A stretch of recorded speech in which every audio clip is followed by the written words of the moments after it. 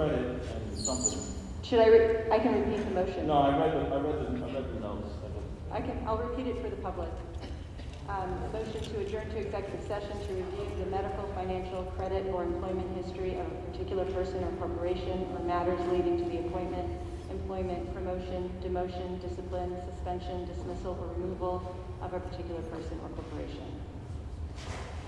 I got it moved by Alyssa. Do I have a second? Second by Flora. Are there any comments or questions? All in favor? Aye. Opposed? Okay. The board expects to return at 7 o'clock. Thank you.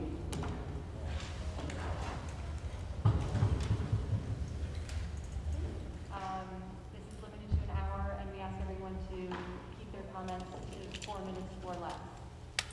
We have kind of two platforms going, so why don't we start with the, I guess, in person. Is there anyone who would like to speak?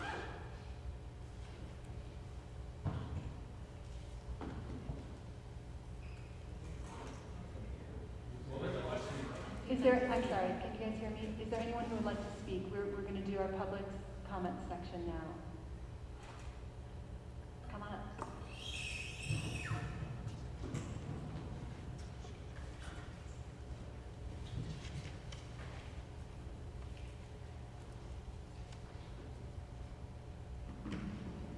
Hello? Okay. Hi. Good evening. My name is Ed McNair. I'm sure some of you on the board are familiar with that last name. I'm born and raised in the city of Beacon. I work in Beacon. I have a child that attends Beacon schools, and soon to be children that will be attending Beacon schools. I believe every committee or board should have a reflection of its community, and clearly as of right now, we do not have that. Some of you don't know all of your community, and that's not your fault, but when you think about it, think how much you could learn and benefit with hearing about issues you never even knew existed, and have that person on your board, and you'll be able to share things that they might not even know. That's how we keep progressing in my eyes. I'm aware when my mother, Yvonne McNair, ran for school board and the blackballing she faced. And what she brought to the table is exactly what's missing from it right now. It was stated, and I'm sure some of you on the board are aware, that if my mother was chosen to be on the school board, the board would be screwed. And that's me using a better word than what was used. I would hope that today, in the climate we're in, that those thoughts have changed. I'm here to say, let's not make that same mistake. When it happened in the past, I was young and didn't understand the seriousness and severity of the position as such. As I've grown older, I can't accept that anymore. My friends and I, and many others in this community, are leaders, and we represent the ones who don't always get an opinion or have a seat at the table. We know the kids, we coach them. We know their families. We're in their neighborhoods and communicate with them. Our kids are friends with their kids. And there are a countless number of people that are willing to show up and fight at every school board meeting until they feel included. You all have the power to listen to your community, and I hope that you do so. Thank you. Thank you so much.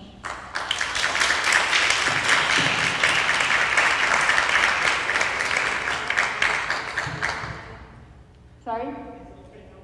Of course, yeah.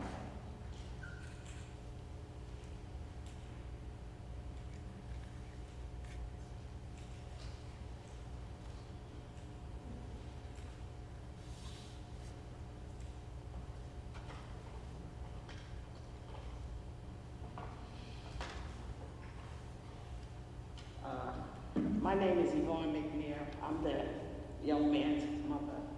As he said, I've run for this board twice.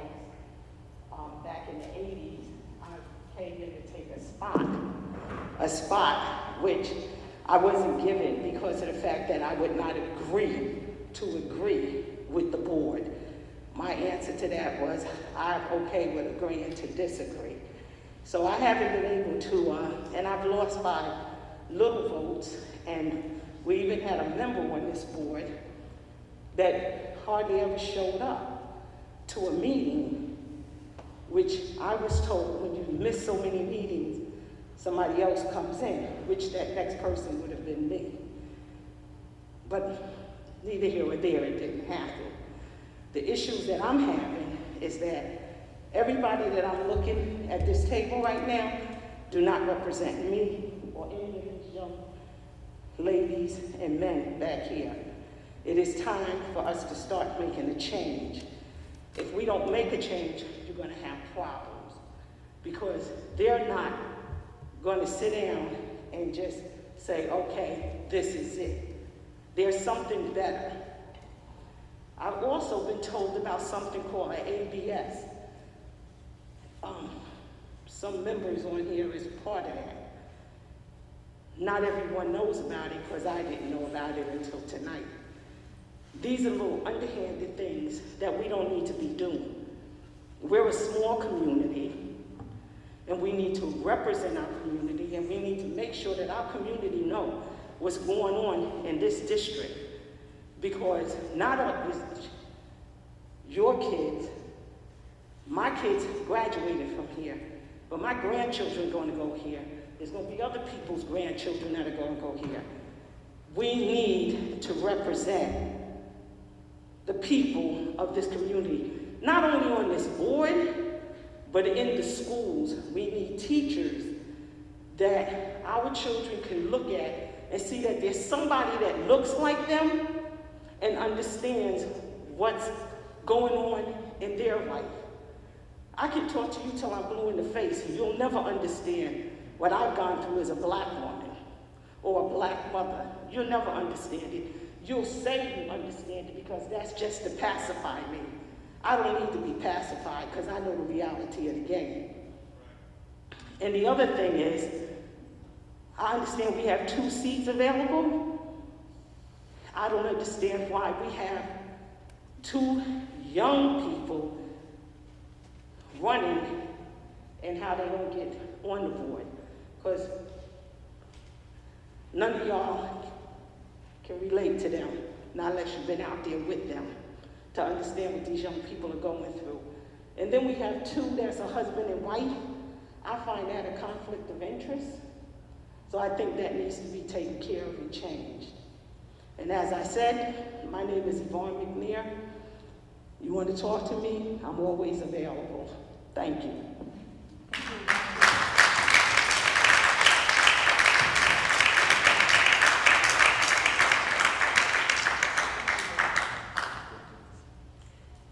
Hello, my name is Justice McCrae. I attended school here at Beacon High. I graduated in 2014. And I have recently gotten extremely involved in the community. Recently, my team and I, Beacon for Black Lives, hosted a community discussion on the inequities in education, and a couple of board members and staff of the Beacon City Schools did attend. And I'm curious as to, with the amount of people that have expressed their concerns and the just struggles and inequities within the Beacon City School District, what has been done since then? What has been done since the equity report card was published? Because it clearly wasn't advertised, it was something that I had to find. What is the school and the school board, what are the schools and what is the school board doing to address the inequities within our current system of education? In 2019, the enrollment of students identified at 55% as people of color, whether that's Black, Indigenous, Native American, Hispanic, Latinx, etc. Yet, less than 2% of the teachers in the district were Black. This district does not represent our community. The people in charge making decisions do not represent our community, and that needs to change. Confederate flags were literally just banned. Marriage equality and the ruling for marriage equality lasted longer, was in the summer of 2015, and it lasted longer than the Confederacy. And yet getting a symbol of hate and racism was a debate that took this long, took till 2020 to ban from the school systems. How is that even a fight? Why is that even a fight? Look at this board and look at the people in this room. This board, our teachers, they do not represent our community, and that needs to change. Your hiring practices need to be transparent, and it needs to be made clear why there aren't people in our community or people in our schools representing our community. You guys are spending time talking about flowers and gardens, but the racial inequities within our education system are a crisis. They are a crisis that have been around. It's a crisis that's been around for a very long time, longer than COVID. And if you're able to figure out solutions for the COVID crisis within 3 months, you need to be able to figure out how to deal with the inequities in our education system just as fast, if not faster, because it is urgent, it is necessary. The lives of all of our students matter, our Black students matter, our students of color matter, and they need to be represented. We need to be represented. I didn't get that opportunity for representation when I was a student. That needs to change. And the people making these decisions, it needs to change. It starts here, it starts now, and there are 2 vacant seats as well as 2 candidates of color with different perspectives than what is currently on this board. I urge you, although I'm fairly certain that you've already made your decision in your long executive session, but I urge you to consider in full both candidates of color that are running for this board, and not just choose them because you need a token minority on your board. Your board should fully represent the community. You don't need 1 Black person. You don't need 2 Black people. You should have 6 Black people.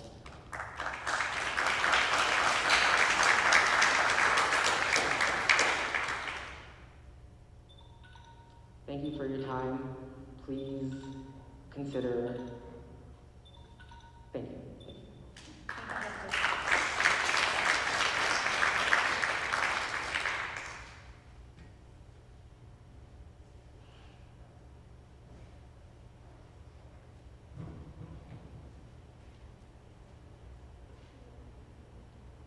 John, I was going to give every candidate an opportunity to speak before we finish our vacancy process. Do you want to wait until that, or? No.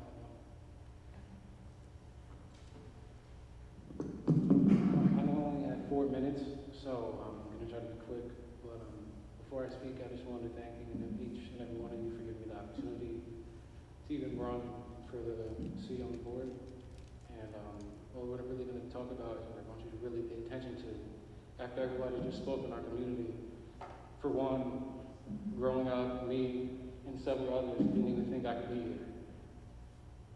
This is generational. Iman McNair is blackballed. And to be completely honest with you, walking in here and you guys sitting in an executive meeting for 2 hours before you speak with your community didn't make me feel well. I don't know about anybody else, but did not make me feel well or confident that I can even do this. You're not communicating with your community at all. And I just want everybody to pay attention to that, how it's possible that you're going to make a decision that's going to affect the whole entire community without talking to your community first. It's not possible. And you've been doing this since before I was born. Not you guys in particular, but this school board. This has been a problem, and we need change immediately. For example, I feel like I could have been that guy for you. I could have been that person to say, no, we need to speak with the community first. And last but not least, as you can see, if I could be corrected if I'm wrong, but out of the 4 candidates that were chosen, I think I'm the only one that's here.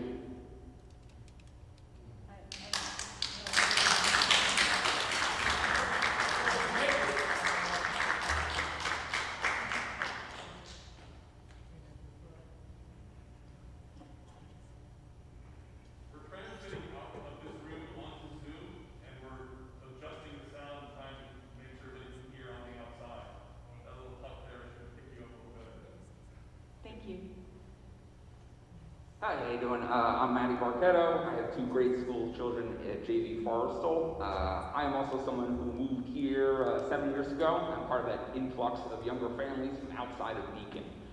What I knew about the school system when we talked about this, things that Ms. McNair was even touching on, we know there's a lot of parents that were putting this work in the 80s and 90s and the 2000s, and I only know a fraction of those obstacles and stories that they did go through. And it wasn't until all that work and that momentum was finally tipped over at that critical point, as we know the Beacon school system was at, when the influx of those younger parents carried off of that work and activated and worked to make those changes. And with the appointment of Matt Landau, we're starting to see those demands for accountability and transparency are starting to be met. But I really think there's one area the board needs help with, and that area is getting that perspective of the Black community, because we are not connecting with them. We're not connecting with the community across the board. There's this, so many people are part of that influx. We moved to Beacon to be this progressive neighborhood. I didn't want my kid to be in a school when there's only 4 kids of color in there. I wanted to really be a diverse place, and to be truly diverse, we need everybody to have a seat at that table, because I think there's issues we don't know, and we need that help. So I really think at this point, this critical point, we should be appointing 2 members to this board, of both John Galloway and Jasmine Johnson. I think it's what is needed. We've reached a point where we're beyond diversity committees at this point. I'm not talking particularly to this board, just in the country where we are now. Action is needed now here. I think the other 2 candidates, I know them both personally and as members of the community. I think they'd be a great addition to the board. I'd like to see them run again down the line the next time there is a vacancy up for the board. Thank you.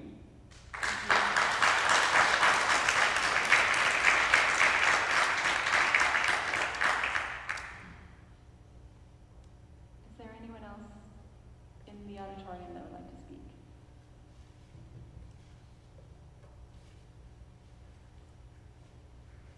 My name's Martin Fowler. I live a couple blocks away on Maple Street. I'm here hoping to express my full-throated support for the 2 candidates, both candidates, Jasmine Johnson and John Galloway, to be appointed to the board as soon as possible. This has been a watershed year for exposing the severe lack of representation that all kinds of minority folks in America have, especially Black folks in America, in positions of power and where conversations of resource allocation and equity take place. You all know that this is one of those places. This is one of the most important of those places. I saw that there was a great letter from James Casey-Al where he said some nice things about all the great work you've done so far, but the next step is here, and the next step is clear. It's get these 2 on the board, get them on the board immediately. It's very clear that there is not at all a proportional representation of the school student body on the board as it currently stands. That's been said. That might not be your fault, but it is in your power to fix, and it is imperative you do so as soon as possible. I urge you to appoint both of these highly qualified community members to the board as soon as you can, and to continue fighting for equity, equal representation, and justice in our schools and community. I know I will be. Thank you for your time and your consideration.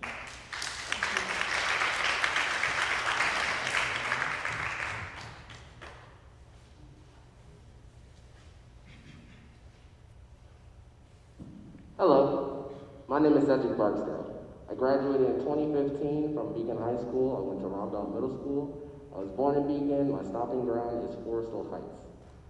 I was very active in the high school while I was here. I'm also very active in my community. I'm a local activist. I've worked with Beacon for Black Lives and many other organizations. One thing that I've gotten from the community is that they feel like they've been left out. They've been left out of the conversations that need to be had. The conversations that are happening at tables and meetings like these. As you can see, there's nobody that looks like me on that side of the table, and that's a problem. I understand I'm hammering the same point home that everybody's saying, but obviously I need to hammer it home a little more. I fully support John Galloway. I graduated with him. He's a stand-up man. I know that a lot of people in the community also support him, and they are watching what you guys are doing with meetings like this, and this meeting in particular. I hope you guys really hear the words that I'm saying. Because I'm the type to measure twice and cut once. Thank you for your time.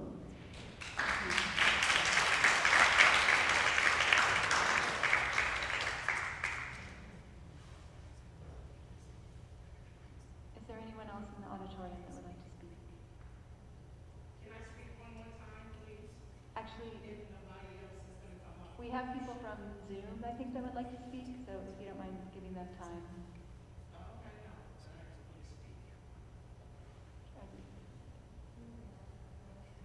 So if anyone is watching through Zoom and would like to speak, please put your name in the chat or raise your hand.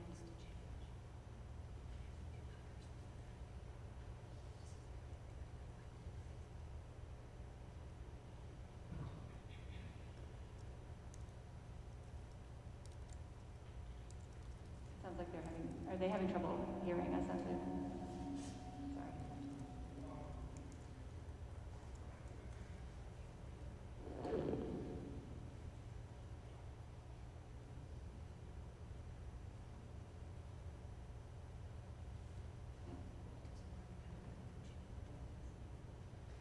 So I think, I know you'd like to speak again, Mrs. Mayor, but the rule is that everyone gets to speak once per meeting. And we're going to try to stick to the rules because I've been in a lot of meetings where the rules were not followed. And okay. Thank you for your understanding. Feel free to email us. Okay. But, and thank you everyone who did speak. I really appreciate you coming to the meeting. I appreciate your participation here. It's really important in moving this work forward. We have next a public hearing for the safety plan. So can I have a motion to open the public hearing? So moved. Second. I can't even tell who's talking. Is that Kristen and Heather? Are there any questions or comments about that? All in favor of opening the hearing? Aye. Opposed? Just for point of order, Mayor, can we see if we could get the echo down? It's very hard to hear the articulation of people speaking. Yeah, we've also got someone on Zoom who wants to speak, so we're going to try to pass them in for a moment. Okay. There's also paper copies of the agenda if one of the followers from the family or not addressing this. I appreciate everyone's patience. This is the first time we've tried to merge the technologies. I think the in-person meetings are really important for the board in terms of our ability to communicate with each other. So hopefully we can make this work to keep it going.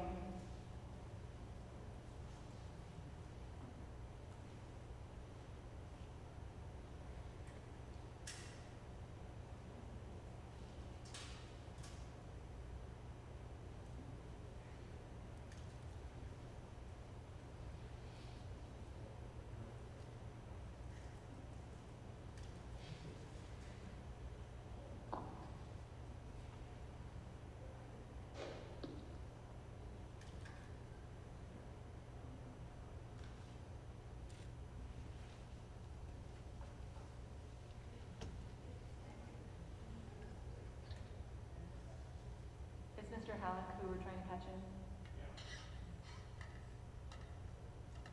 Can you hear me? Yes, we can. Good evening. My name is Dennis Halleck, and I'm a former Beacon City School District School Board member. This evening, I emailed each one of the board members with a rather long email supporting one of the candidates that interviewed John Galloway. I'm happy to read that letter into the record, or board president or board secretary can, if you choose. You're welcome to read your letter.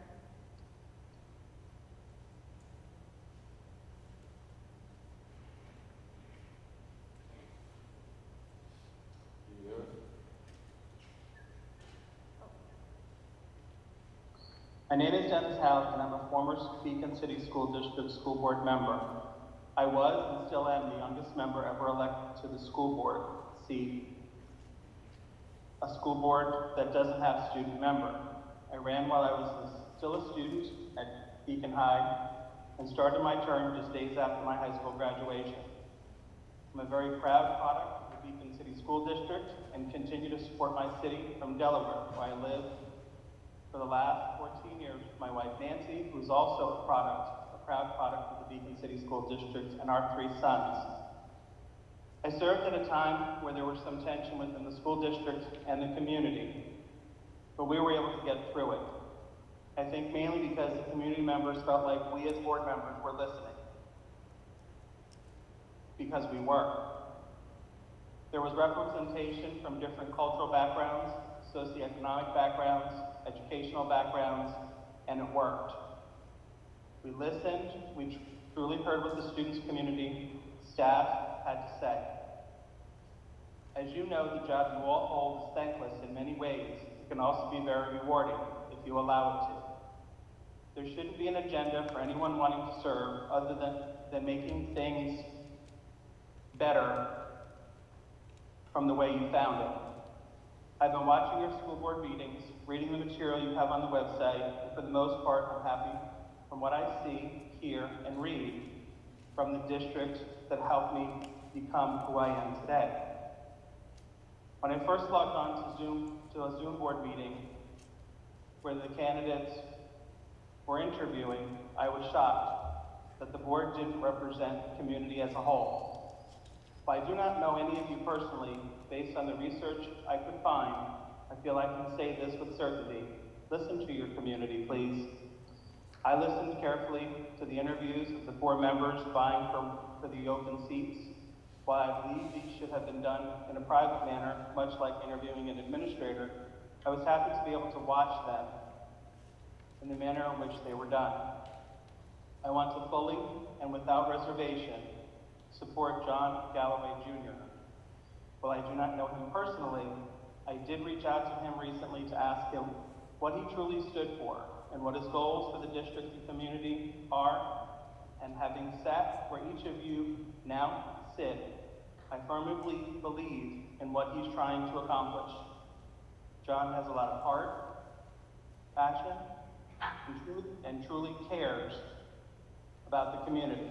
John was born and raised in Beacon and is a proud product of the Beacon City School District and wants to give back. He sees that a segment of his community is not represented, and he wants to be their voice. He wants to be able to help in ways that he was helped when he was still a student, and will listen to the community and make decisions based on the laws, policies, and procedures in place, and help to create new ones.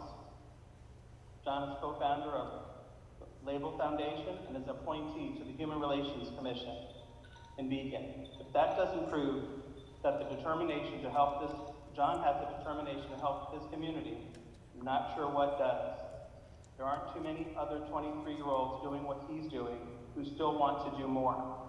I appreciate the time and effort you all have put into the work that you do on the school board. I know at times it seems like you're spinning your wheels. Just know that you're making a difference. Respectfully, Dennis S. Halleck Sr., BHS class of '88 and former school board member. Thank you. Thank you. And thanks for your service, Dennis. Is there anyone else on Zoom that wanted to speak?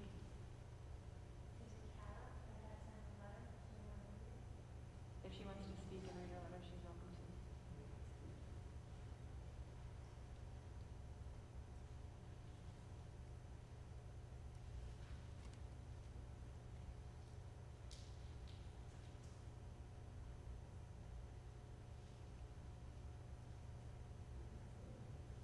No? Okay. Okay, so we're going to return to the... Oh, okay. Can I speak? Yeah. I don't know. Go ahead. Hi. Oh, thank you. Hi, good evening, everyone. This is Carrie Dina Sale. I'm a parent of kids in the Beacon City School District. I'm also the co-founder of Fairground Community Inc. And I just want to say, first of all, thank you for all you do. I know there's so much work behind the scenes you're continually doing for youth and families in our little city. I'm honored to live in a place where people actively care about changing history and policies and practices that affect youth and families of color. I don't need to tell you all what a delicate and important time we are living in. We all know and feel this daily. Now is the time to do more if we can, and filling these vacancies on the Board of People of Color is exactly what we need to do. Please hear my urgency. It's not only important, it's necessary to bring in voices that need to be heard and to start to move the dial towards equity with more representation for people of color. Thank you for your time.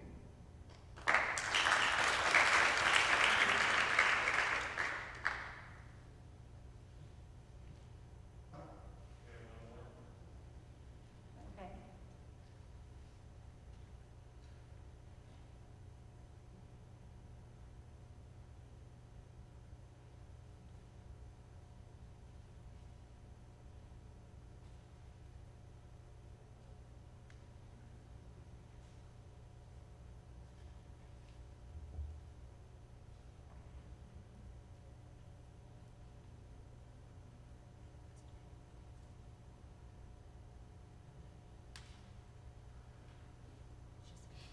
Hello, can you hear me? Yes. Okay. Hello, my name is Tiffany Mendoza, and I went to Beacon High School, and I lived in Beacon for the majority of my life, and I would like to say that I want to strongly advocate for John Galloway to be on the school board. He's here with the community behind him. When has there ever been this big a turnout at a school board meeting? This goes to show that our community wants to be included. We just didn't have the opportunity. With John Galloway on the school board, it seems that the community would be able to have a say on what goes on. The board is supposed to be diverse and inclusive of all people. John has managed to John has managed to have a large community input and in regards to the school board in a matter of a month. So all I'm asking is that you please do the right thing for the students in our community. Thank you. Thank you.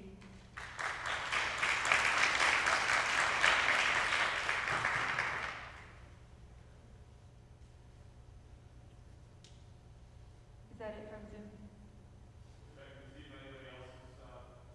Thank you.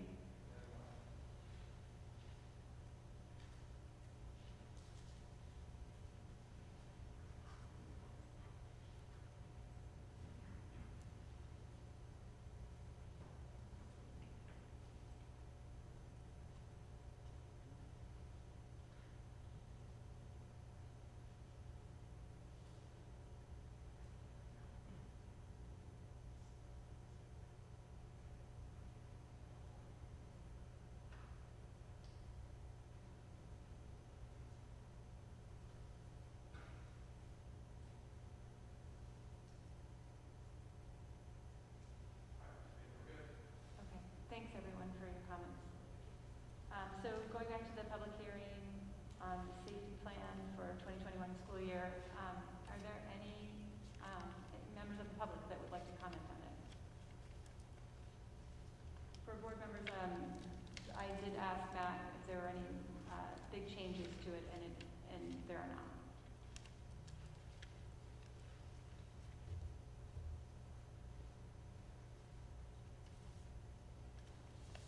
Seeing none, I'm going to close the public hearing. Can I have a motion to close the public hearing? So moved. Anthony, so moved. Second. Comments or questions? All in favor? Aye. Opposed? Passes. Sorry, what are we? 7-0.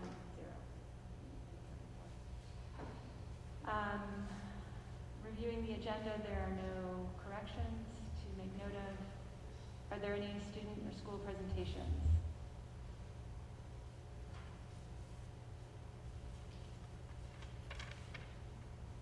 Seeing none, move on to parent groups. Are there any parent groups that would like to speak?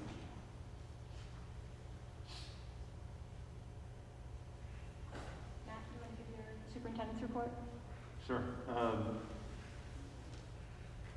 First, just briefly about the safety plans. It's a state requirement that we have a public hearing and approval process before October 1st.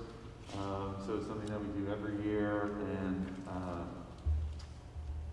the main difference this year with our planning is the same as previous years, except social distancing amongst the students and staff has been put into place with the different drills that we do.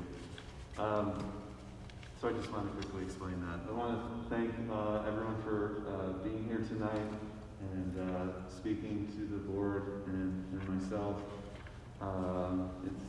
I know many of you who spoke tonight, and I really appreciate what you had to say. I'm the first, I think, to say we have a long way to go as a district in just about every aspect of what we do. Equity and diversity goals is something that attracted me to coming to work in Beacon, and the fact that the board had articulated some goals several years ago was something I was very excited to be working on. And so I think we've made some efforts in the past few years and made some incremental improvements that I think have made a difference, but we have a long, long way to go. And so just to highlight a couple of things that we're focused on. One is certainly hiring. We typically hire, an average year we hire about 10 new teachers a year. 2 years ago, of those 10 teachers that we hired, 2 of the teachers that we hired were teachers of color. This past summer, in our hiring process, we hired again 10 teachers. Of that group, 4 of the teachers were teachers of color. And we also had other teachers of color that we made offers to that ended up choosing a different district. It feels incremental, although it's something that we celebrated at my level, but it feels incremental, and we need to do a lot more with hiring for diversity, and I hear that loud and clear. But it is something that we've tried to be aggressive with, tried to be proactive with, both sort of around this area and outside the region as well. Student voice is something that we really want to increase a sense of empowerment around this year. And one is each of our buildings the last 2 years have had an equity leadership team comprised of administrators and teachers. This year we'll be adding students to the team, even at the elementary level when appropriate. We also have been doing the last couple of years talking circles, especially at Rondout and Beacon High School. Today I was really excited to have a couple of teachers at the high school come to the high school principal and then to me about trying to find ways to expand the work even further in terms of giving our students chances to talk about what's on their mind and also be a part of the solution. So these are just some of the things we've done. Last year we did a really pretty ambitious training for about 60 of our teachers in something called the Dignity Framework. It was 6 days, some over the summer, some during the school year. It was pretty intense. Most of those teachers were on our equity leadership team, some weren't. All of our administrators went through the training as well. And it was a really powerful experience for us that we went through some simulations about around things like diversity and understanding of people who are different than us. And it led to some powerful reflections on our educators. This year, we do, like every district in the state, are facing some budget issues, and so we've had to scale our professional development back a little bit, but we're looking for ways to further that work. We have someone from the University of Buffalo, Dr. Hunter, who will be working with. He actually worked with a group of our teachers last year through VOCES. This year, he's going to be working with our social studies and ELA teachers in both Rondout and Beacon High School, looking at their curriculum, trying to develop units that are focused around issues of social justice. So we're excited to be starting that work as well. But that being said, I think one of the things, and I probably didn't do a good job of articulating this over the past couple of months, one of the things that's really guided my work around reopening the district has been around the issue of equity. I think people who have been working closely with me knew ever since probably about late June, I've been pretty much obsessed with opening school physically in one way or another for our students. and have driven everyone around me pretty much crazy with trying to figure out every last thing we could do to get kids back in our building. The students I had in my mind when I was pushing so hard were a lot of different students. But some were our special needs students, and some of our special needs students, or students with special needs, I should say, some of them are able to come 4 days a week, which has been powerful. Some of our English language learner students have been able to come 4 days a week. The rest of our students, if they choose to be in person, only have 2 days a week in the hybrid model, but it was something that I was very passionate about in terms of the importance of trying to reopen our buildings for all of our students, or students and families that feel comfortable rejoining us. I'm proud to say in that effort that we're the largest district in Dutchess County that's opened our doors to students this year.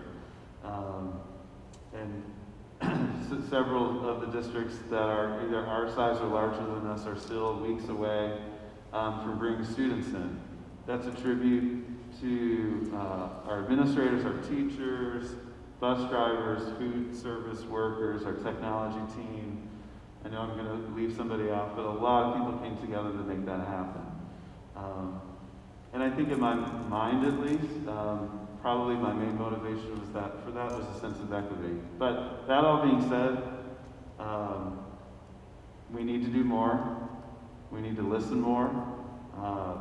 We need to learn more, and we need to do more. And so I'm very appreciative of the comments tonight. Obviously, my role is not being involved in choosing a new board member, but my role is moving the district forward.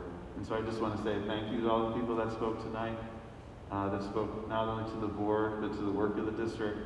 And I am in full agreement that we need to do more. We will be focusing on some of this work a little bit more in depth in future board meetings.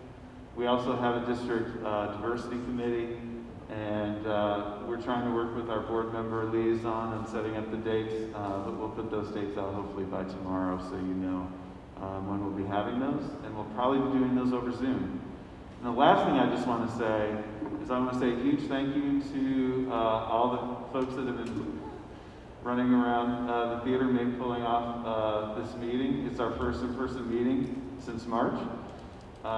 We've had, a couple little snags, but it's been really nice to be back in person. It's been nice to see so many members of the public here, and I just want to give a huge thank you to our theater management and our technology team for making this possible tonight, because it's really, really great to be back in person.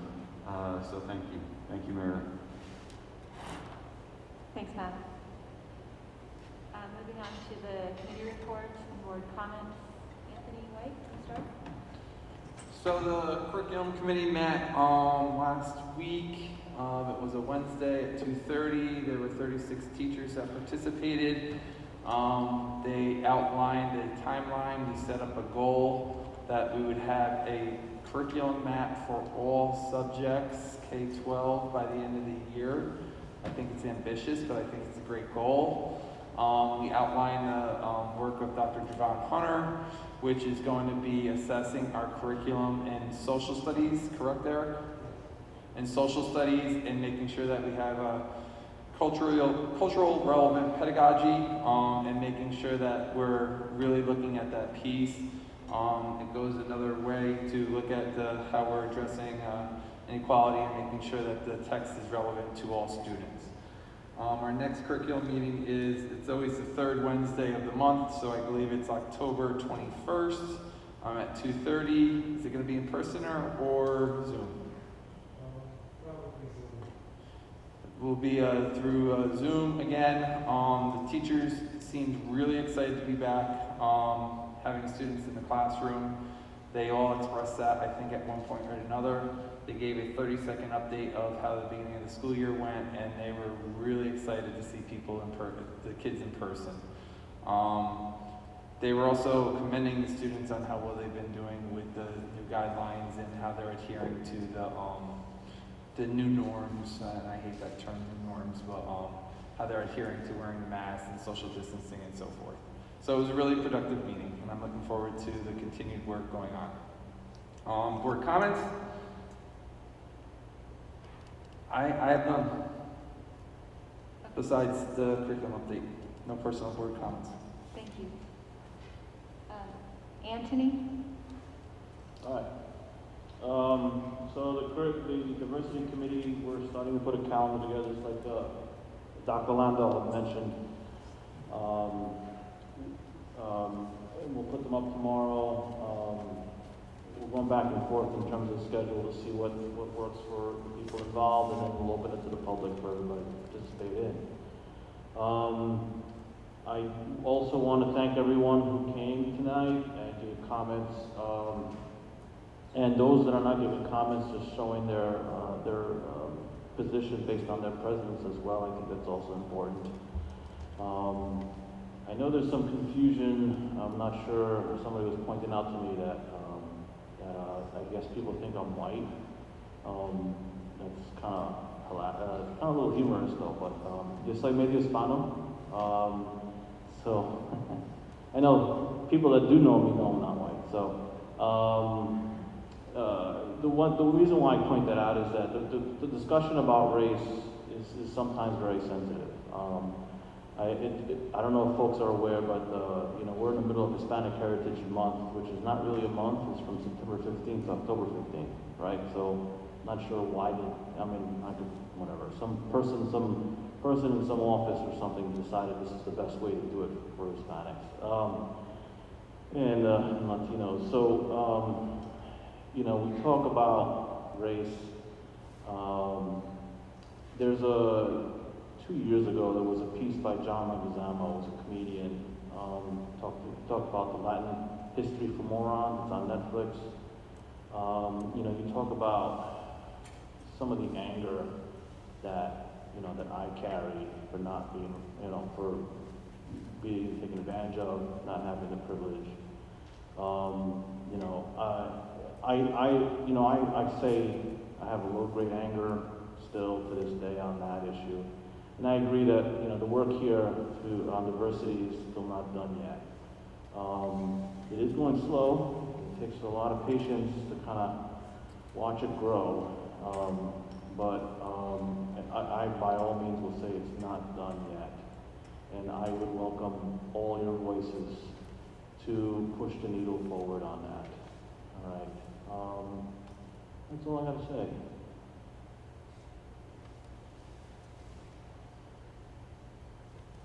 Sorry, that's all?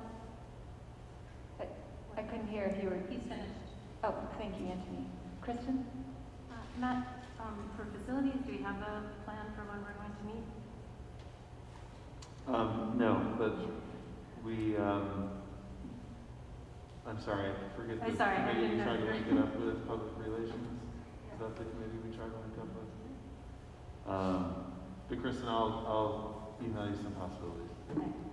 So for facilities, the agenda for this year, which is somewhat upended, is planning our next capital project. So all community input would be most welcome on that.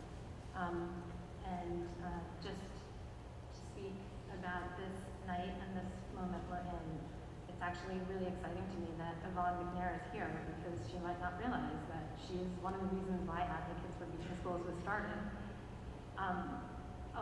I don't know how many years ago now, maybe 2014. 2014. My kids were not in school yet, but I would read in the paper how there was another superintendent buyout, and how my dad had been a school board member when I was a kid, and so I was dragged along to meetings, and so I started coming to meetings.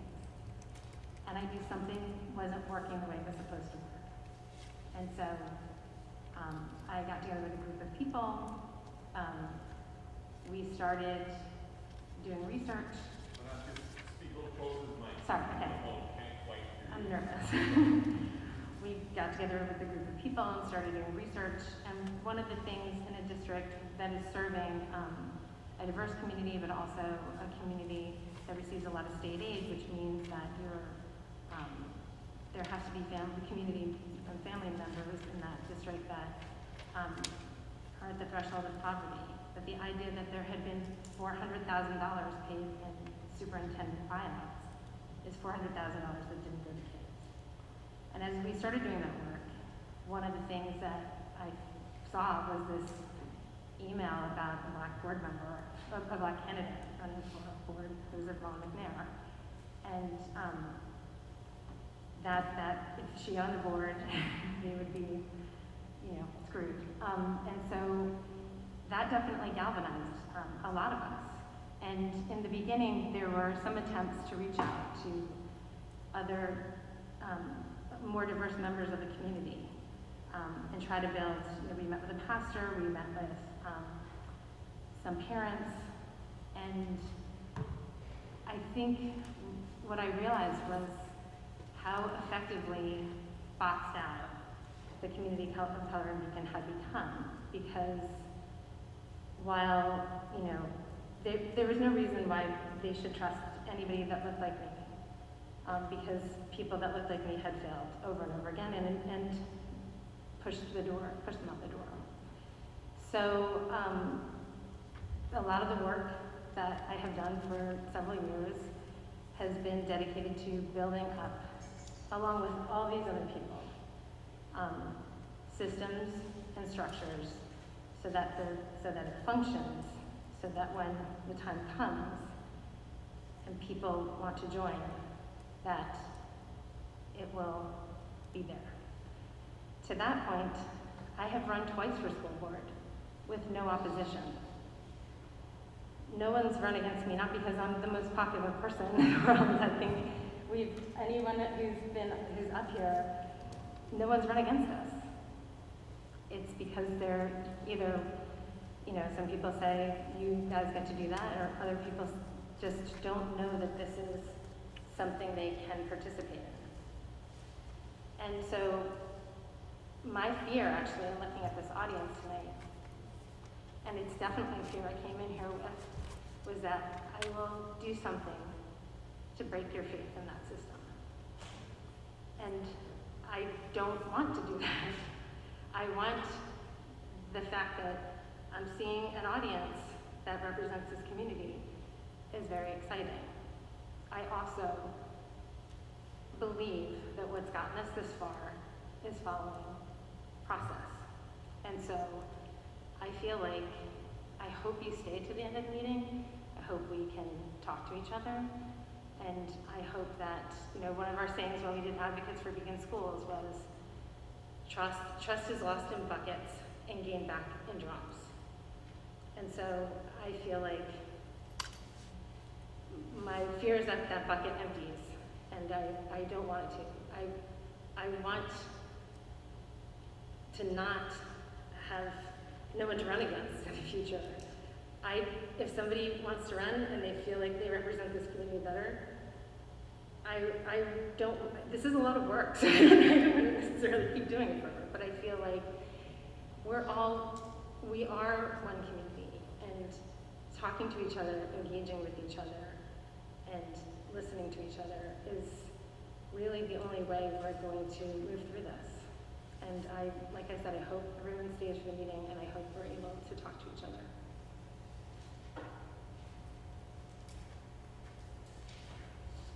Thanks, Kristen. Craig? Okay. First of all, I want to thank people for showing up tonight, because we have been at many board meetings over the preceding months or quarters when I've looked out at the audience during the open to the public session and there was no public. So that's when I began to get a little worried that everybody had gone to sleep, or that maybe they thought we were doing such a great job that nobody needed to ever say anything. And I know that's not the case. This board can function best when there is some public feedback.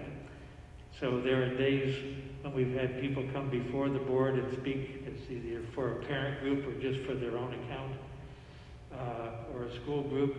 And it's good to hear from them, even if they bring criticism and critique, and that is sometimes the case. Most of the progress that occurs starts with somebody having some kind of complaint, criticism, or different point of view.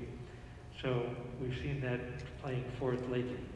I do want to thank the technical crew and the house crew that's working tonight to actually makes it possible for us to have this meeting with real people in a real room. That is kind of nice. I must say, it is difficult to hear people through all of these masks. And so thank you to the folks back there who managed to integrate the internet and the live action here in our studio, as it were. And thank you to everybody in the school district staff and all the parents and the students, of course, who've managed to put Beacon on the map as one of the places that actually managed to do in school the real way. Yes, it's the COVID way, but not everybody made it, but we did. So you give yourself a hand on that. So on the Public Relations, Advocacy, and Legislative Committee, we did try to have a meeting. We had to cancel it, and we'll try to reset that. I hope that we can get back on track now with our regular meetings. I can tell you that the big question is money for school districts. This is something that matters tremendously. It's gotten very confusing lately about the question of exactly what kind of impact on state aid is there due to New York's financial difficulties, which are basically that revenues are way down. You can figure why. The economy is it's gone into low gear. So are we really getting a big cut, a little cut, or is it a delay, or what? So I don't have any big news to give you tonight, and I wish I did. I wish it were clearer. But basically the trend is that we are kind of waiting for shoes to drop. And if the superintendent would like to add anything later on, that's fine, and if there's any updates. On the federal side, the situation is that the Congress has not been able to come to any kind of agreement that would provide some kind of bulk aid or more stimulus, and there are people that are hurting pretty badly because they just don't have much money to play with. And I think it's a shame that, the personal opinion is it's a shame that we haven't seen more action out of the Congress than we have. It's not a problem that cannot be solved. It could be. But I don't run the Congress. So I expect that by our next meeting we'll have something more specific to be able to deal with here. Some advocacy. So those are my comments for tonight. Thank you. Are you going to send out some possible dates for a meeting, or? Yeah, I would like to converse with the other committee chairs and try to set up some kind of a schedule so that we can have, if I may use the term, normalcy or normality, because then we can start to schedule things. It's been hard with the opening of school and rebooting our ways of dealing with things. So Absolutely. I'd like to be talking with you about that.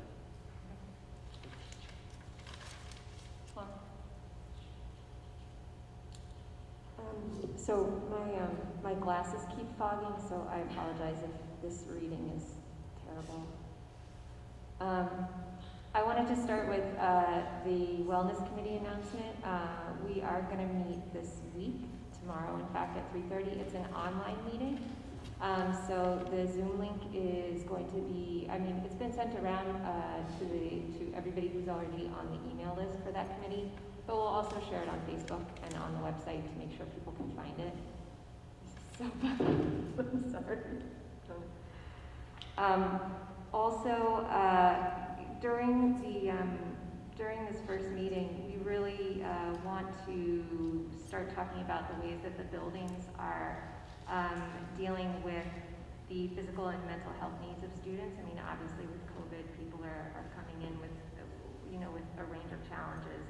And so I believe this first meeting is going to be an opportunity to hear what's happening at the building level. And I also believe, Dr. Landau, that you'll be in attendance at the meeting as well? Is that correct? Will you I'm be sorry. You'll be at the Wellness Committee meeting? Yes. Yeah, okay. Sorry. So, like I said, that's tomorrow at 3:30. I also just wanted to reiterate, although I'm sure most of you either got the call or the email, that the Food Services Department has made arrangements for families who are unable to pick up their free weekly meals on remote days. They're working with the Transportation Department to start home delivery on October 21st. Again, this is no cost to families, but there's a form that you have to complete. I don't know if the link is up on the website yet, but it will be up there, and it was shared on the school district's food service Facebook page as well. So check that out. If you have any questions, or if you're unable to fill out the form online, you can call Karen Pagano. You can call the main number, and then her extension is 2012. Now I continue. So just as my own board comment, I wanted to thank everybody who spoke tonight. It's humbling to hear the work that still needs to be done, but it's also heartening to know that there's energy and there's interest. And I think that this conversation, clearly it has to keep happening, and clearly diversity is needed on the board, and I really hope that we keep talking. And that's all. Thank you. Melissa? Thanks. I'd like to thank everybody for coming tonight. It's great to see faces in person in this room, so thank you. We are without a chair for the policy committee right now, but our next meeting is scheduled for Monday at 7 p.m. I know that I'm not supposed to speak for the whole board. I'm only supposed to speak for myself, but I think it's safe to say that this board is committed to diversity and representation of our community on the school board and in our faculty and staff. I have a friend who is an administrator. He's a principal in Jersey City, New Jersey School District, which is a very large district of 39 public schools. And I was talking to him about diversity and equity and how their district looks with regards to representation, and he said that it's a problem there as well. People of color are vastly underrepresented in their faculty and in their school board. But he gave me a few suggestions for how we can help rectify that. And all but one of them are things that we're already doing in Beacon. And that one thing was forming partnerships with historically Black colleges and universities to create student teaching programs. So unfortunately, we don't have any HBCUs in the state of New York, but we do have a lot of colleges that have very well-respected African-American studies programs. So I'd like to suggest that perhaps through the diversity committee, can we explore possibly creating such a program that would partner with teaching, education students at colleges in New York, and perhaps that's a way to create a funnel for more people of color on our faculty. Yeah. Is that something we can explore and discuss in the future? Yeah, I would love to look into that more. That would be great. Thank you. Thank you, everyone. Thanks, Alyssa. I have a couple of updates for the board. I received an email from Dan Pettigrew, our legal counsel, regarding our ongoing relationship with the county over Duchess Stadium. Basically, the update was that he has sent several emails to Jim Fedorchak, the county attorney, and has not heard back from him since June 4th. So we renewed our lease in good faith so that we could begin negotiations for sale. And Dan said he would follow up bi-weekly with Jim. So hopefully that will begin to sink in that we need to start working on that if we're going to get that happening. Policy committee is on Monday at 7. I spoke to Bill Rulone today about how we're going to work that out, and he is going to grab policies that we are required to review by the end of the year, and if there looks like there's room for more, either policies that don't exist that we need or policies that have not been reviewed since 2015, since we remain behind in reviewing our policies. The NISBA guidance is that it should be done every 3 years, and we definitely still have policies that have not been reviewed since 2015. So thanks for that work, Bill. Members of the audit committee, I think I reminded you, October 13th is the meeting. Kristen has a conflict with that. I don't know if we can move that. Yeah, I have a work conflict, so I can't do the 13th. It was just scheduled ahead of the Is that, where's Anne-Marie? I'm here. Anne-Marie, do we want to come up with a different time? We can. Always Okay, schedule it. we'll come up with a different time. Okay, thank you. And then when do we talk about scheduling? Or should we put it on new business for the next meeting about creating? For the new schedule for audit.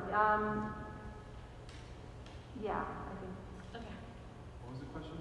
I was asking about structuring the ongoing meeting of the audit committee. Changing the way the audit committee meets. I think we were thinking of doing it monthly. Monthly? And working with either the external or internal auditors or both to come up with the schedule, but maybe we could create that schedule at the first meeting. Okay.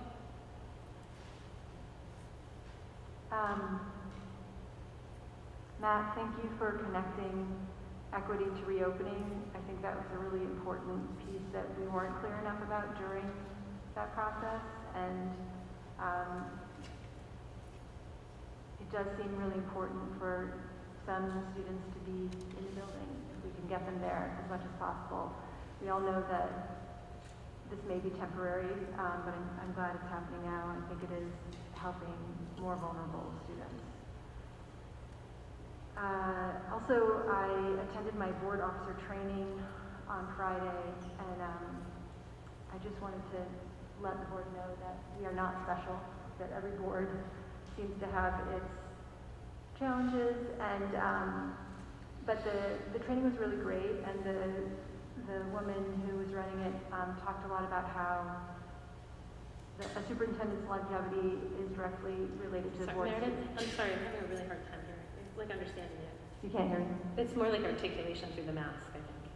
What?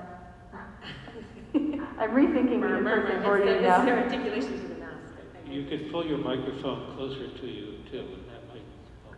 Is this better? Yes. Yeah, we're trying to keep the muffle down, but with the mask, you do have to be much more articulate. So Okay.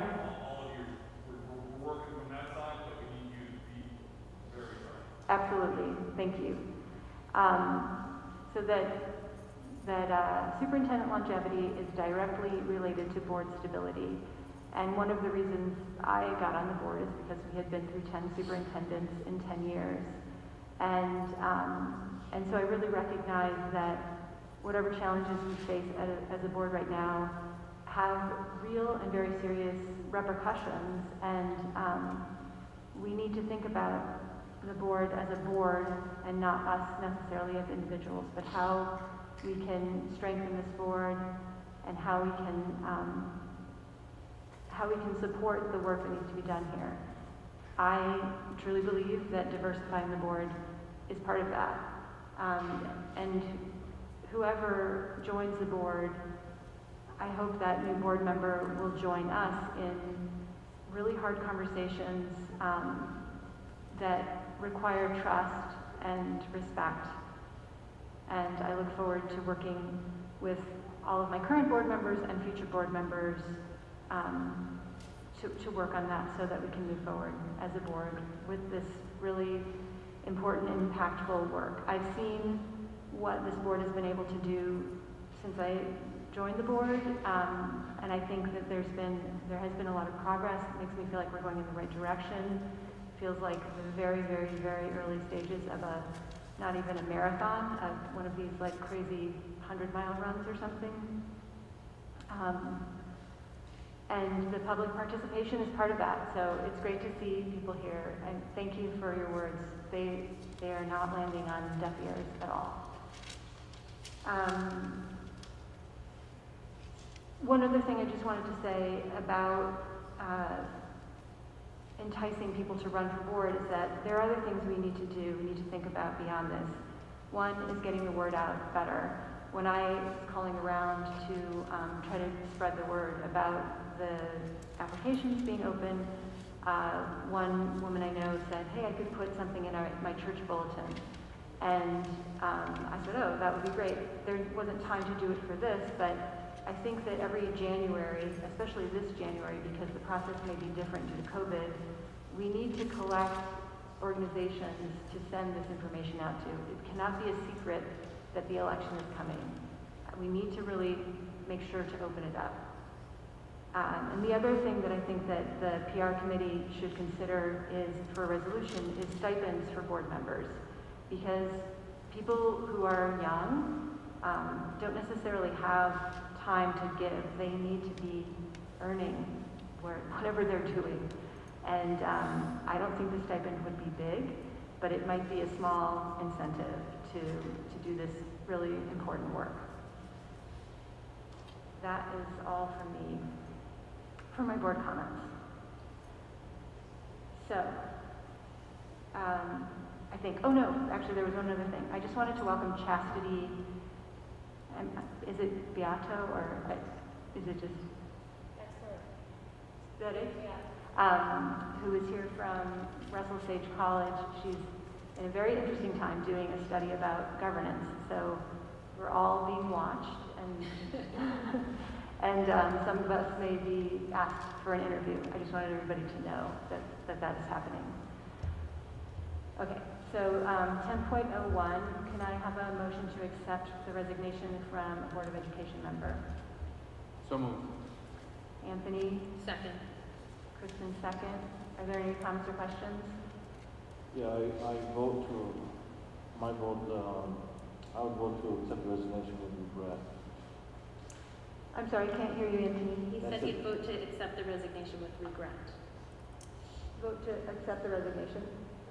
I said, I will vote to accept the resignation with regret. With regret. Oh, sorry, I didn't hear that part. Any other comments or questions? All in favor? Aye. Aye. Opposed? Passes 7-1. So moving on to unfinished business, 11.01 is to discuss the new board vacancy left by the resigning board member. I want to tell a very quick story. I don't usually do this. I usually want to hear from everyone else before. But I really think process is important to consider here, and for two reasons. One, what we're seeing in this country, I see a lot of people trying to bypass process and then deeply regretting it, or the side that didn't want them to bypass process deeply regretting it. And we have our own direct experience with this as a board. The last meeting of in June in 2016, there was a sudden resignation of a board member. And at that same meeting, a board member tried to appoint another board member. Who had lost the election. Sorry? Who had lost the election. Who had recently lost the election. There was no process. It did not feel transparent. It did not feel it did not feel like a board trying to create a process that could be replicated in the future, and it felt very underhanded, and that has stayed with me for a long time. It was close to midnight. If you bother to look up the meeting, it was in this room, and it was pretty late into the evening, which made it feel even more underhanded.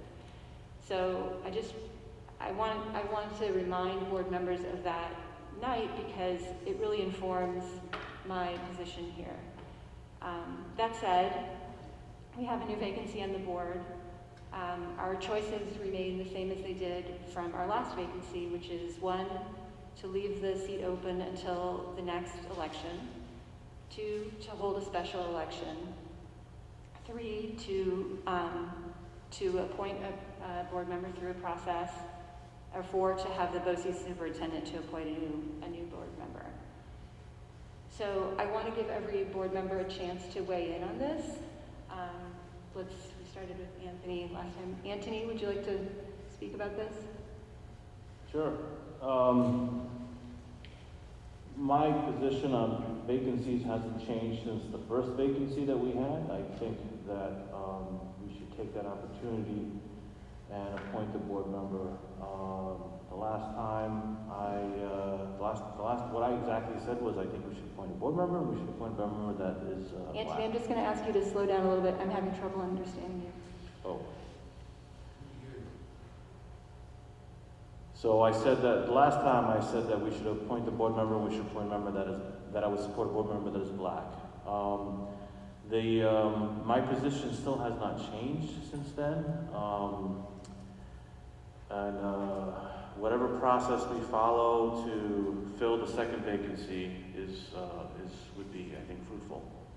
And I think also the fact that there's so many people that want to be on the board now, I think is a stark difference from when we didn't have enough people that were interested to run. So take it now while it's hot.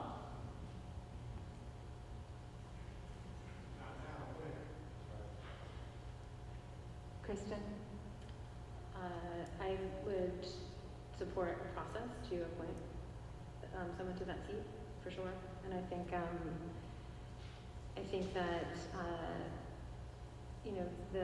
we do have an opportunity. The one thing that I think is important about that, though, in following that process, and it's funny because I see a former board member here in the audience, someone that I learned a lot from, who really did focus on process and structure, and we came from opposite angles at times, and I think that what allowed us to work together and to find paths forward and build a relationship, I think, was that we kind of followed rules and process, and through that developed respect. And so I think that the thing about, having this new seat to appoint is that we do need, again, to, I would suggest that we roll the applications forward of whoever applied for this last seat that we'll talk about later, but that we do have to open it up and let other people apply again, simply because that's, we had people who applied for the prior seat who were shut out because they didn't get their application in in time. And so it's about building trust in us as a governing body, and that we follow rules, and that you can trust that we will follow rules. And so I would say that we should do a process to appoint that seat. Okay, go ahead. You, yeah.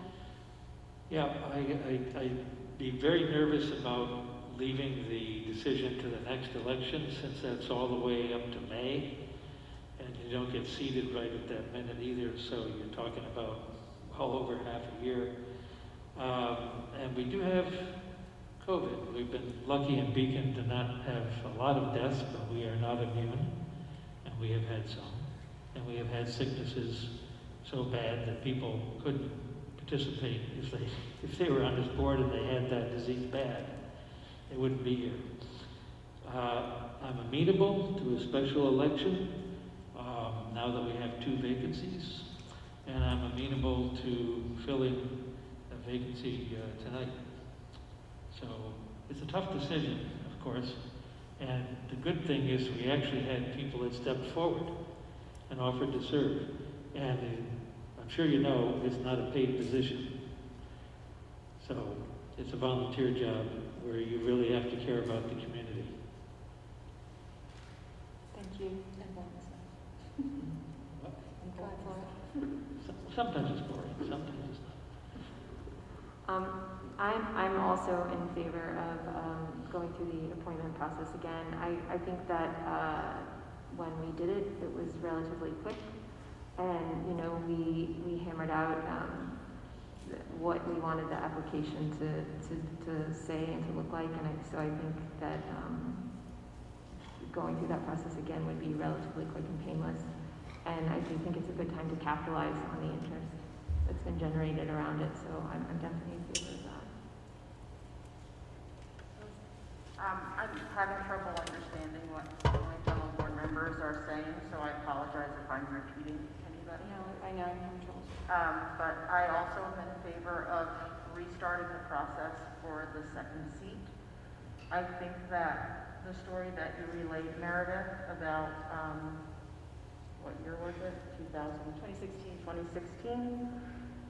One of the problems that the board and the district had at that time was credibility. And I think that we need to maintain the credibility that we have rebuilt since then. And by following the process for this second seat, helps to achieve that goal. I also feel that if we appoint someone for the first seat, that person should then be part of the decision to appoint for the second seat. I think that is a fairer way for us to be representative of the community. So I think that's all I have to say. Thank you. Thank you. Anthony? Sure, so my stance hasn't changed since we went through and we started to have the conversation about the first vacant board seat. I feel that this is unique times in education. There is a lot of work, and this is the most daunting task for district administrators as well as boards. Looking at financial hardships and stuff, I feel that how are we going to set that person up for success when there's such a learning curve? So I would recommend or propose, my opinion would be that, you know, we leave it vacant until the election. I also think that it's an elected position and not an appointed position. And when you keep on appointing, it becomes, there's biases that boards innately have. And that's how come there's an elected process. So I would say wait for an election and keep it vacant. I think you bring up some important points, and I think that appointing does not feel as good as an election to me. It doesn't feel, it's not democracy. But we are, you know, this is what we're faced with during a pandemic, and so I land where I did last time as well, which is that we need to keep the seats filled, just in case. But as I mentioned, the process is important. I think the idea of whoever we appoint being part of that next process is great. I feel like we seem to have consensus on moving forward with a second appointment process. Does anyone want to make a motion about that? I can't hear you. So I make a motion that we advertise for the second vacancy. Second. Sorry, I didn't hear Say that again? The motion is that we advertise, that we reopen a second appointment process and go through the same advertising that we went through last time. And then, can I amend, Anthony, I'm going to amend your appointment to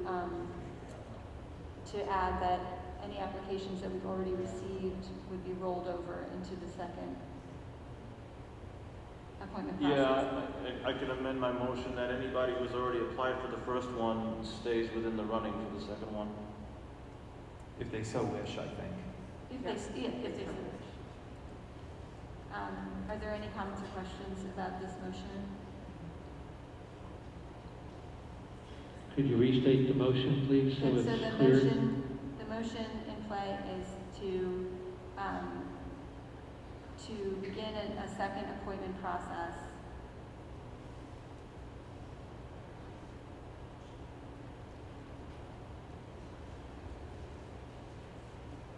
where existing applications will be rolled over if the applicant wishes.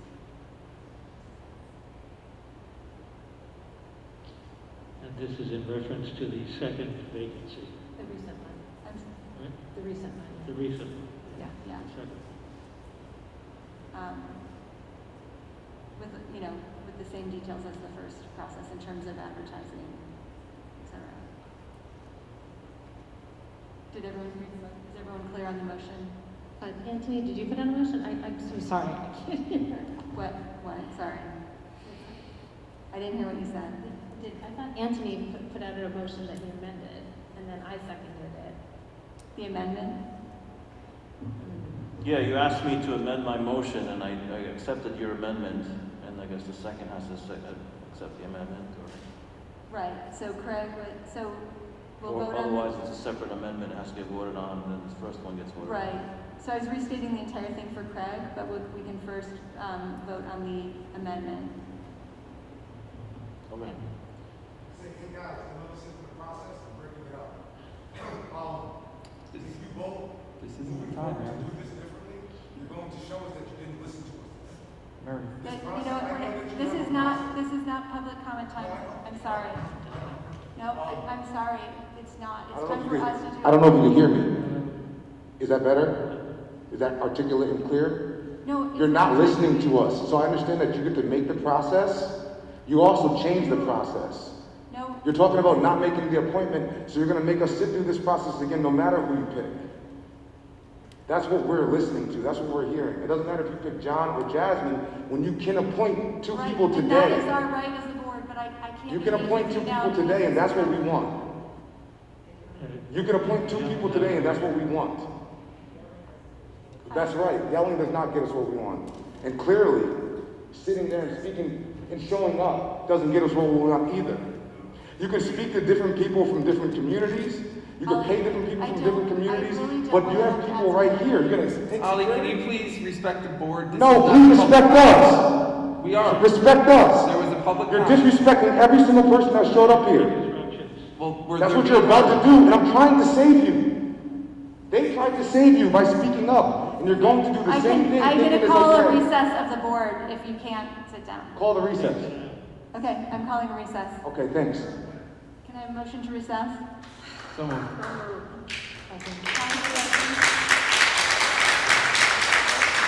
I'm calling a motion to recess. Excuse me, but how exactly does this include Jasmine in this conversation at all? The board is suggesting that you appoint one person and then repeat the process in one more Appoint the two that are here. All resign. No, they're talking about one more month. They don't. What do we need that one more month for? Because what about? What do we need the one more month for? We have a process. What about other members of the community? They had their chance. No. They could have ran. They could have joined in an appointment. We had people. This is out of order. So if you're paying attention, join in. We have people I in the did join process. and I applied for this process along with Jasmine and John, my husband. Okay. And honestly, I'm having to remove myself So from the please process. remove yourself. But my point Period. is. That would be the equitable decision. No, it wouldn't. Yes, it would be. Why don't you let me finish the sentence, sir? Try. Somebody should be talking to the audience. Maybe if the candidates speak for themselves, let them choose you on the merit of it. You want there to be no merit? This isn't merit. It is exactly merit in this process. Shall we adjourn? No, we're not adjourned. Okay, recess? Recess. Okay, recess.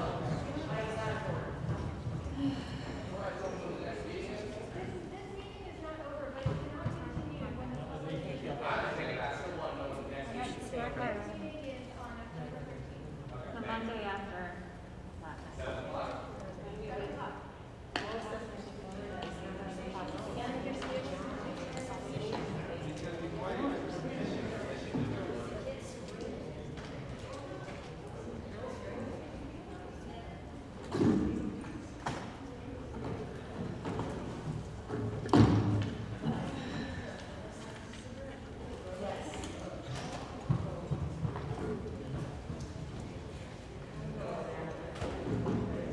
I just want to be clear to the public that this meeting is continuing. We're just waiting to be able to continue our business.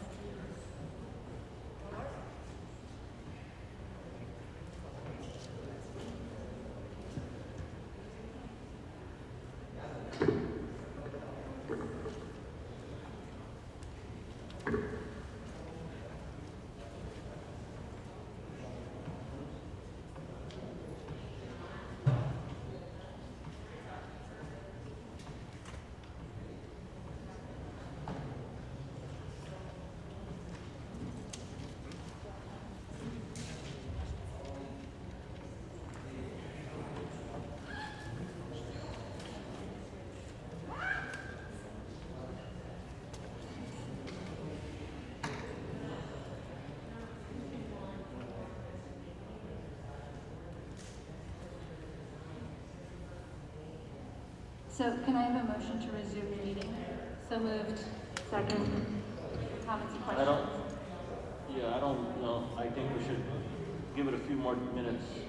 What are you Okay. voting on, man?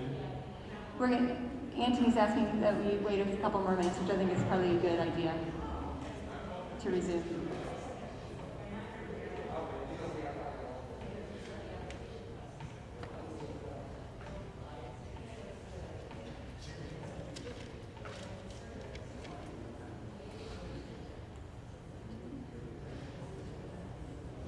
Okay. Can you continue the conversation out in the hallway so we can resume the board meeting, please?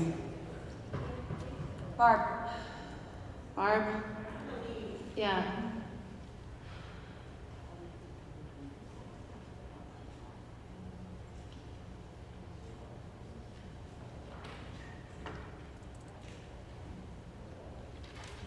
Okay. I think we were talking about the amendment of advertising, or? Let's vote to bring the meeting back into session. Okay. All in favor? Aye. Opposed? Passes 7-0. So we had a motion. The motion was to begin a second appointment process, and then it was amended to add existing applications, to have existing applications rolled over if the applicant so desired. Let's vote on the amendment first. Is everyone clear on what we're voting on? Yes. Yes. Okay, so are there comments or questions about the amendment? I think that if somebody has already applied and we're following our process of closing out the first vacancy that's been open since the Mike tendered his resignation in July. And so we've been going through this process. If somebody applied in good faith and they want to be considered for the second seat, they will not have to reapply. Their application is held and they will be considered for the second seat. But it also allows people who were shut out of the first, who are still interested, to apply out of fairness, and anyone else who's interested because the second seat is a separate resignation. So I think that follows a strong process, and I support this motion. I have a comment. Yes. So I want to sympathize that it is frustrating. I don't necessarily, I've actually known Ali for a little while too, the process is kind of what helps us maintain a certain level, I can't find the right words for it, but what happens is it avoids people from going rogue, right? So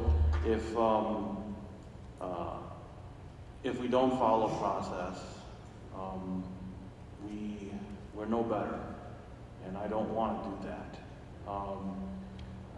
So I also want to address something that I heard in the audience that, we were out in executive session for so long that we made a decision. We didn't make decisions on that. We're pretty good at calling each other out actually when we talk about stuff in executive session, and then we don't want to cover things that are not in executive session in executive session. Making a decision on who's going to fill the vacancy is one of them. So we are not decided yet on who is going to fill the vacancy that we're deciding tonight, nor what we're doing for the second one. I just want to reassure the people that we're trying to keep everything above board. I know that's tough coming from, looking from the outside in, once you have more representation as you're seeking on the board, then you'll see what we're doing. But I don't know what else to say to get your assurances. I don't feel like I'm in a position to do so, and I feel like I'm at a disadvantage to do so, but I will try, and I will try, and I will try. That's all I got. Thanks, Anthony. Are there any other comments on the amendment? Yes, question. Can you confirm what's our timeline then for if we were to vote on this process? So if we're doing an identical process, it would be applications out this week. The deadline would be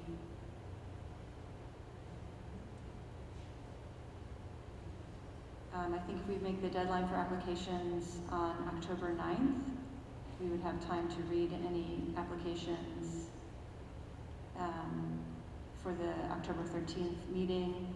Applicants can speak then, the board can deliberate, and then we would finish the appointment process. The next meeting, which is the,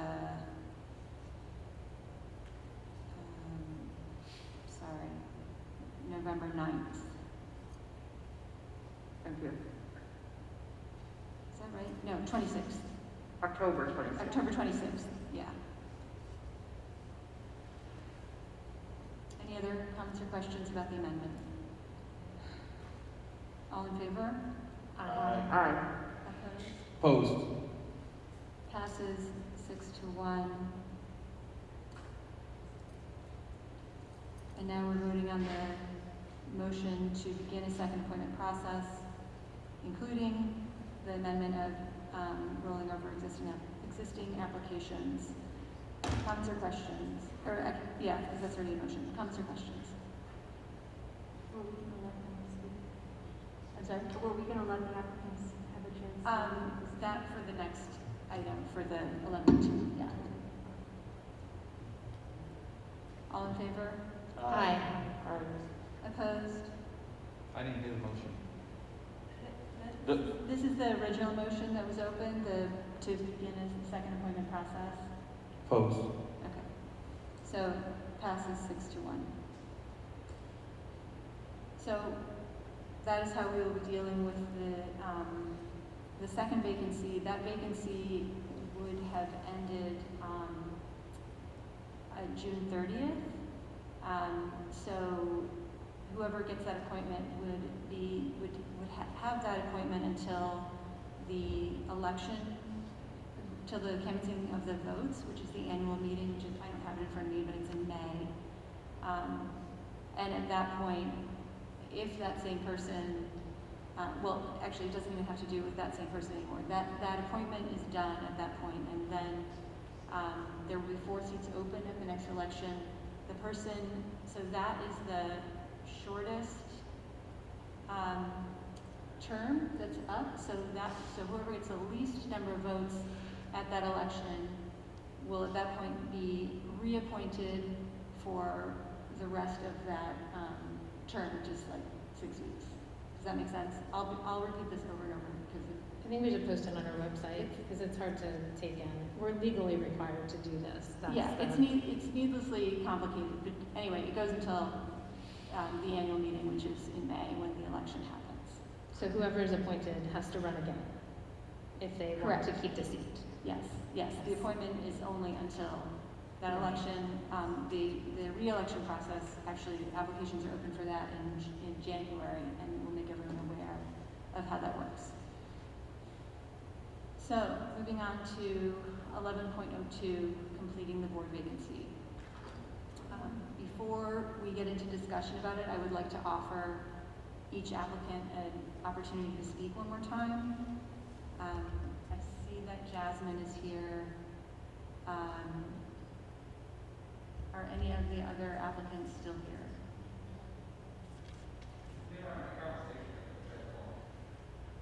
Okay. Jasmine, would you like to say anything? No? Any questions for the board or anything about it? No. Well, let's start our discussion, and if the other applicants come in, we can give them an opportunity to speak.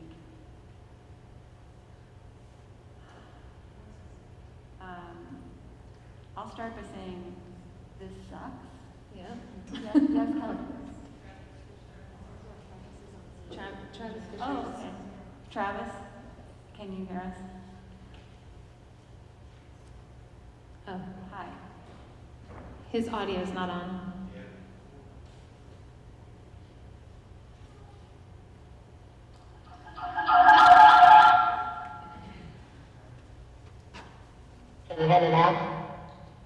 Travis?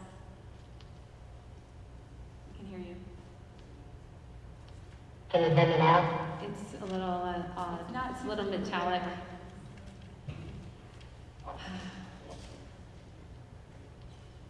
Do you want to say something? Let's see if it's any better.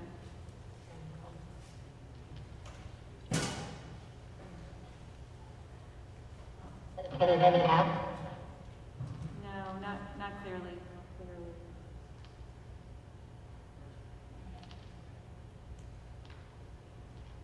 If you can hear me, then I'll go ahead and if it sounds close.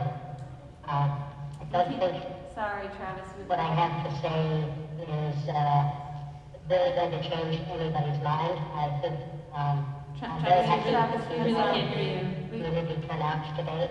I think that diversity is an issue that is the top, probably, things that the school district should improve on. And, hold on. I'm sorry, we could not understand the word you said.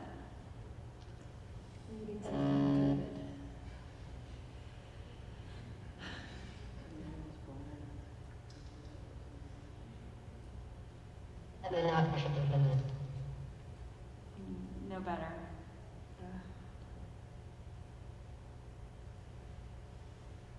It seems like there's technical difficulties. I'm happy to not proceed with that. It's fine.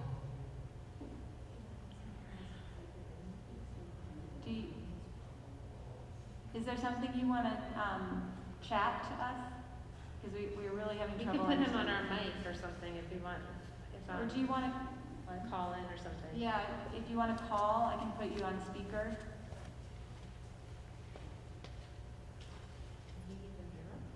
I don't know. Can you hear us, Travis? I don't think so. Okay. That would cause frequency. Okay. Okay, sorry.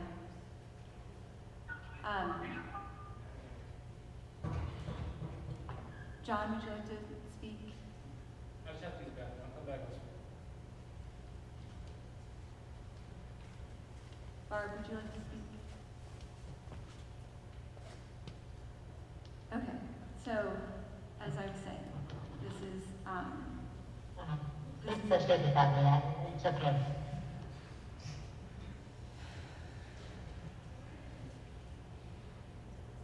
we really can't understand you, Travis, I'm so sorry.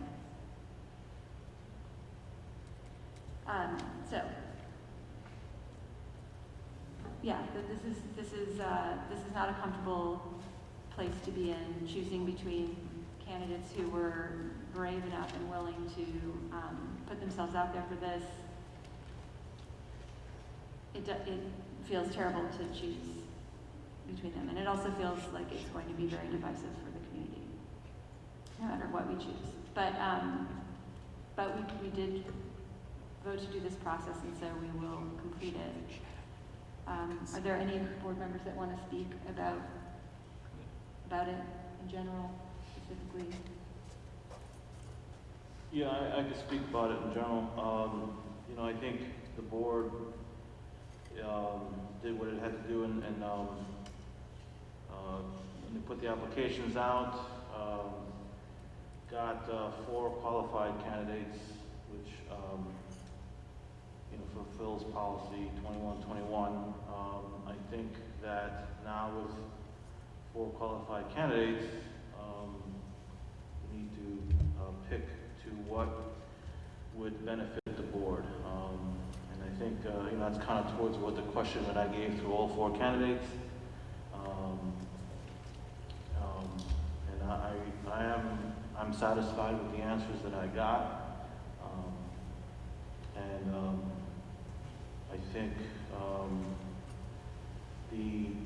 I think to me, what's important to me is perspective. I think the perspective that we don't have on the board, it's been pointed out here in speaking, is not about race, but about community. I think we want the perspective that represents the people that are sitting here tonight.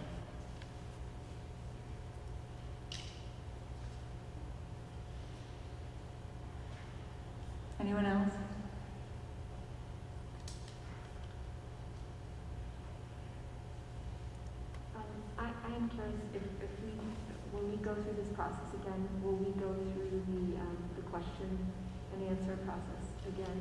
We will, yes. Okay. One bit of feedback that I heard that I thought was really helpful was that it would have been great to have continuity of questions for all of the candidates. And I know Anthony, you guys will really aim to do that. But I thought that was good feedback, and so I look forward to incorporating that into the process. Yeah, I think it needs to be improved too. I feel like you kind of don't know it until you're in it, and then just realizing it would have been great. I think it's great for people applying and also on our end, so that we have a kind of framework that we can work from, because I think it makes it a little bit easier to keep it even and fair and structured. Especially if people know what we can even, I would say, have key points that they can speak to and have it prepared ahead of time, so it doesn't feel like this sort of back and forth, because I don't think anybody does well in that. This is hard to do this anyway, and so I went through an appointment process when I first got on the board, and it was similarly miserable, so.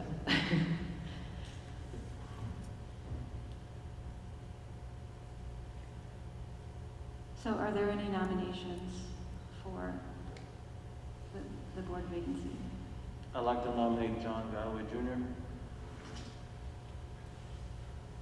Is there a second? I second Comments or questions?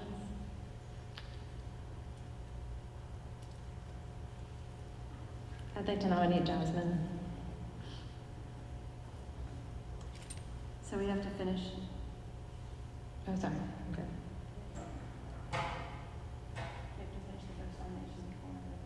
We have to. You can have two. You can nominate three and then you do the vote. Okay. So is there a second for the nomination for Second. Jasmine? Are there any other nominations? Okay. So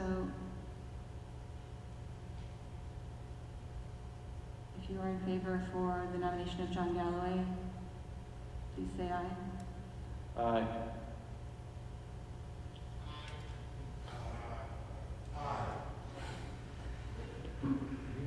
She asked if Could you. you restate that, please? You were voting on what you seconded. I'm just trying to be clear what it was. For she said. John. For John, yeah. Are you voting yes? Could you speak more clearly, please, Madam Chairman? Are you in favor of the nomination of John Galloway? Yeah, voted for me. Any others? Opposed? Opposed. Opposed. Opposed. Opposed. Does not pass 2-5. Meredith, for the record, you have to say what your vote was. I am opposed. If you are in favor for the nomination of Jasmine Johnson, please say aye. Aye. Aye. Aye. Aye. I am also in favor, so it passes 6-0. Congratulations.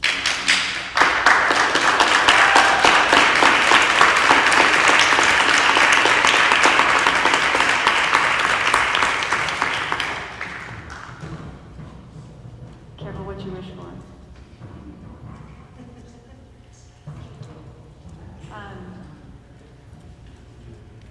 Jasmine, are we doing the oath tonight? Kelly, will we do the oath tonight or at the beginning of the next meeting? Next meeting? Okay, so we'll do the oath at the beginning of the next meeting. Let's exchange numbers so we can talk, and I'll catch you up. Okay, thank you. We're looking forward to working with you, Jasmine. Thank Really you. appreciate you. Yeah, and thank you for everyone who applied, and if you want to stay in consideration for the second seat that was opened, and your application will be rolled forward, and we will be talking about this at the next meeting. Congratulations, Jasmine. The consent agenda.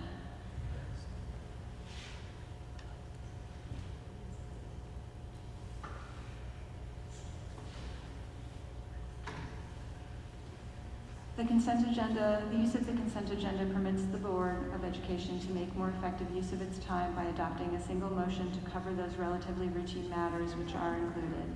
Any member of the board who wishes to discuss individually a particular piece of business on the consent agenda may so indicate, and that item will be considered and voted on separately, thus preserving the right of all board members to be heard on any issue. Are there any items that any board member would like to remove from the consent agenda before voting? My battery was running low, but I did want to ask about the, Emery, I sent you the question earlier about the cost of that contract. The claims auditor report, is that? Yeah, the claims auditor report. That's item 1206, right? Yeah. 1206, yeah. I'd like to Is there pull that. any other items that anyone would like removed from the consent agenda? So can I have a motion to approve 12.01 through 12.13 less 12.06? So moved. Second. Alyssa, Flora, are there Oh, comments or questions? It's just, Wait, oh, sorry. This is Oh, about sorry, the, sorry. I just wanted to say congratulations to our tenure recipients. We have an administrator and a teacher receiving tenure tonight. Congratulations to them. All in favor? Aye. Opposed? Passes 7-0. Can I have a motion to approve 12.06? So moved. Second, Anthony. Anthony, Yeah. Kristen? Yeah. Comments or questions? You had a question about Minutemen? Yeah, my question is about the Minutemen chart. It's more about, attached to this was the posting for the RFP for the services. Was that related to the Minutemen, the $47,000? So that, we've had RFPs with Miller's Minutemen in the past, and we did some work in the summer, and we were getting close to the amount, so to have something available for the rest of the school year, we put out another request for proposal. So it's for activities that we can't possibly do with our staff and our machinery, and it's also for emergencies. So that's why you're seeing the RFP. You will be seeing more RFPs as we go forward. Okay. So this was just the beginning. We wanted to make sure that we were available to use them again once it's possible. We do an RFP specifically for Minutemen. We don't, that would be a request for, we don't do a competitive bidding process for the work they do. For contractual services, we are not required to do a bid. A bid would require us to take the lowest possible bidder, but the RFP document was available for people and was actually put into the legal notices of our newspapers for others to actually send their document in. Okay. Okay? Yes, thank you. Thanks. Any other comments or questions? All in favor of approving 12.06? Aye. Opposed? Passes 7-0. Can I have a motion to adjourn the meeting? Actually, I'd like to make a motion to adjourn an executive session to discuss a question that I would like to ask legal counsel. To discuss what? Sorry. A question that I would like legal counsel to answer. Okay. Do I have a second for that? Second. Comments or questions? Just to add, we don't expect to make any decision afterwards, right? We'll adjourn from there. That's what I was going to ask you, Anthony. Is there something that you think we would have to take action about? No. Okay. So the board does not expect to return from executive session. All in favor? Aye. Aye. Opposed? Passes 7-0. Thank you very much.